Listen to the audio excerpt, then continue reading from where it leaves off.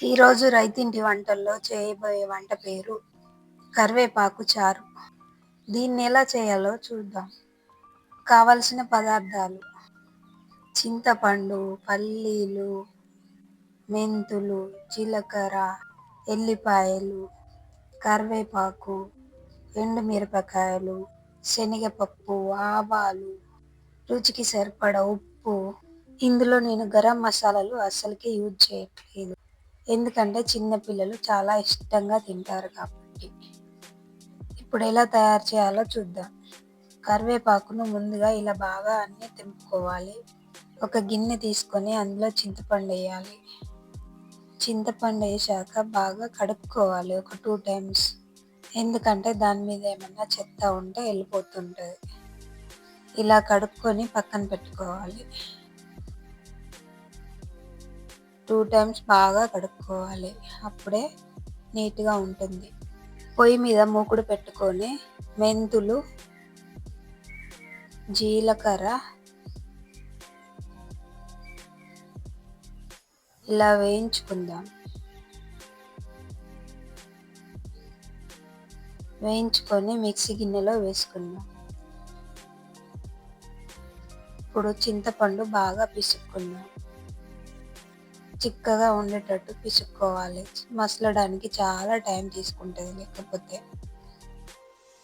ఇలా చిక్కగా పిసుక్కున్నాక వేరే గిన్నె తీసుకొని అందులో ఈ చారును వడగట్టుకోవాలి. ఇలా జాలియాసంటి పెట్టుకొని వడగట్టుకోవాలి, అప్పుడు అందులో పిప్పి అంతా బయటకు వస్తుంది. చారు మాత్రం అడుక్కి మనకు కావాల్సినంత ఉంటుంది. ఇప్పుడు ఎండుమిరపకాయలు క్లీన్ చేసి పెట్టుకుని అందులో వేసుకుందాం. జీలకర్ర వేస్తున్నా, బెల్లం,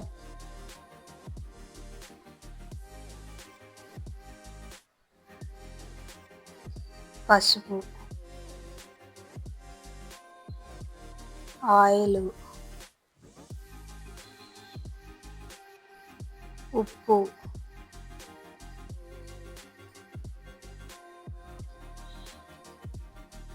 కరివేపాకు మంచిగా కడుక్కొని అందులో వేసుకోవాలి. నేనైతే కొమ్మలు కొమ్మలుగానే పెడుతున్నాను.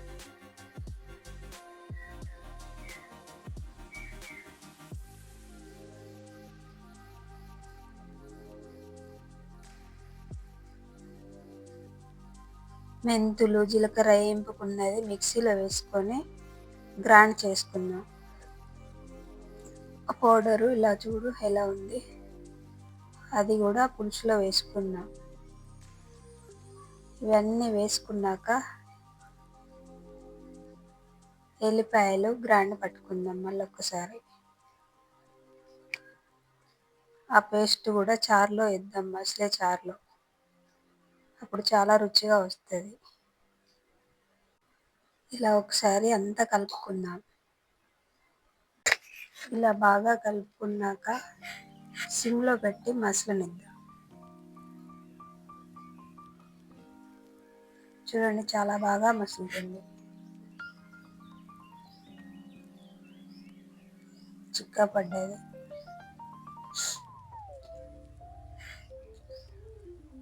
ఇప్పుడు దీన్ని పక్కన పెట్టుకొని ఇంకో బాండి తీసుకుందాం.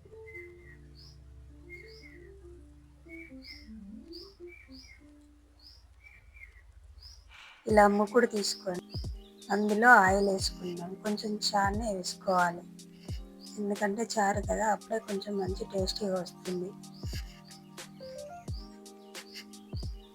ఇప్పుడు జీలకర్ర, ఆవాలు, శనగపప్పు, పల్లీలు,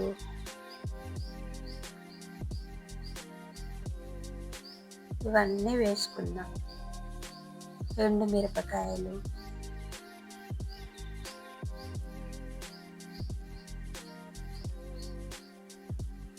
ఎల్లిపాయలు, కరివేపాకు, ఇలా అన్నీ బాగా వేసుకొని పోపు అయ్యేంతవరకు చూడాలి. పోపు కొంచెం బాగా గోలాలి, అప్పుడే రుచి బాగా ఉంటుంది. చివరగా పసుపు వేసుకుందాం. పసుపు వేసుకున్నాక మరి కొంచెం సేపు గోలనిద్దాం. ఇప్పుడు చారు గిన్నెలో పోసుకుందాం.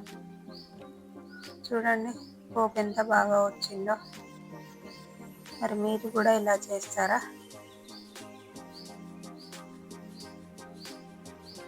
పోపు అంతా మీదనే ఉంది కాబట్టి దీన్ని మళ్ళీ ఒకసారి కలుపుకుందాం. కింది అంతా రౌండ్గా తిప్పుకుంటూ కలుపుకోవాలి. ఇలా బాగా కలుపుకున్నాక ఇప్పుడు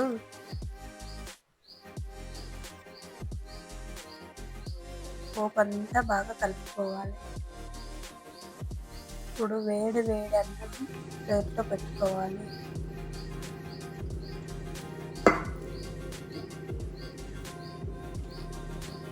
ఆ చారు పెట్టుకొని తింటే చాలా రుచిగా ఉంటుంది. మీరు కూడా ట్రై చేస్తారని అనుకుంటున్నాను. ఈ వీడియోకు ఒక లైక్, ఒక సబ్స్క్రైబ్ చేసుకోండి.